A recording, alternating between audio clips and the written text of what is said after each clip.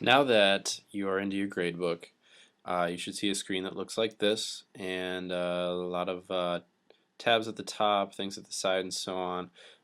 It looks a little more complex, hopefully more complex than it really is.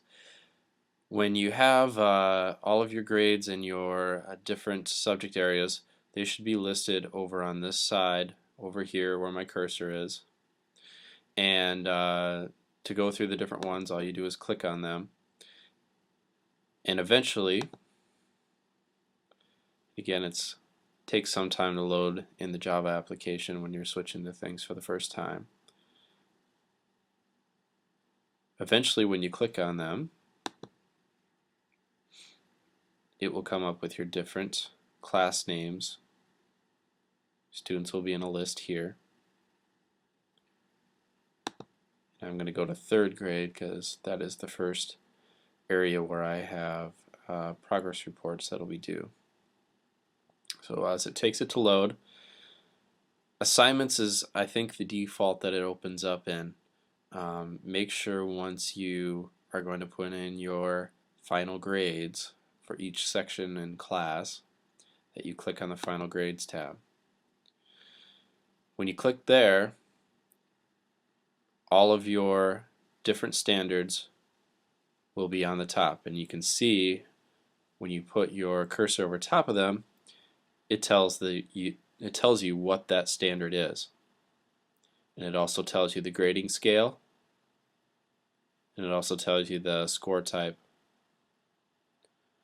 This here is the comment box. If you double click on a student to open up their comment box, you will be able to fill in your comments there. A warning this year, the boxes do not, repeat, do not put 4,000 characters in a box. That is something default that the company set up. You do not have room for 4,000 characters. Keep this short, concise, to the point, and get across what you want to get across in as little amount of characters as you can. This is not a time to go into great detail about every student. That is what conferences are for. This is a time, if you want to make a point about something, to do that in a few short sentences. Emphasis on short. We do not want to run into the situation this year that we ran into last year where we were running over comment boxes. So again, keep it short and sweet and to the point, please. Okay, so you type that in there, whatever you want to for your comment boxes, and hit close, and that will go in that area. Okay, you can also tell which ones are comment boxes because it almost looks like a copyright symbol inside of their box.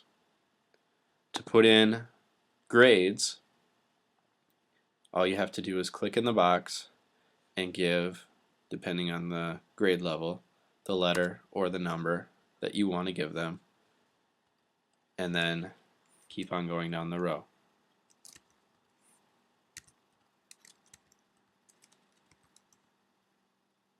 And if you put in something wrong, this is what happens. I tried putting in a 5 in the box. 5 did not exist in the grading scale. Okay, so I can't put that in. Let's put 3, and so on and so forth. There are some tricks and shortcuts that I will show you in a future video on how you can enter grades a little faster, but that is a quick summary of how to do it.